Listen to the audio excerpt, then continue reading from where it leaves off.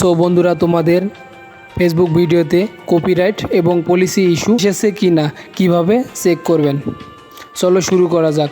তোমরা তোমাদের Facebook official অ্যাপে চলে আসবে। আসার পর উপরে দেখতে পারবে 3 লাইন, এখানে একটা ট্যাপ করবে। করার পর নিচে দেখতে পারবেন যে হেল্প সাপোর্ট, এখানে একটা ক্লিক করবেন। করার পর নিচে আবারও দেখতে পারবেন সাপোর্ট ইনবক্স, এখানে একটা ক্লিক করবেন।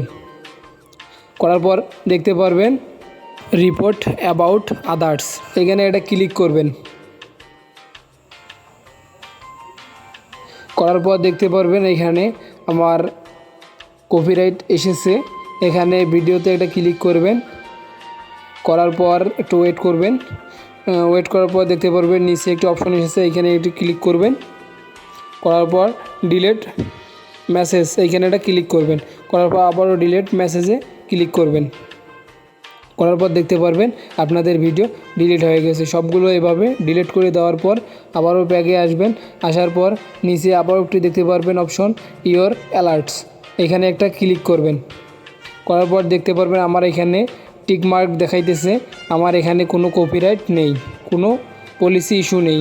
আপনাদের যদি এরকম থাকে তাহলে বুঝবেন যে কোনো পলিসি ইস্যু নেই। যদি ভিডিওটি ভালো লেগে থাকে তাহলে অবশ্যই আমার চ্যানেলটিকে সাবস্ক্রাইব করে পাশে থাকবেন।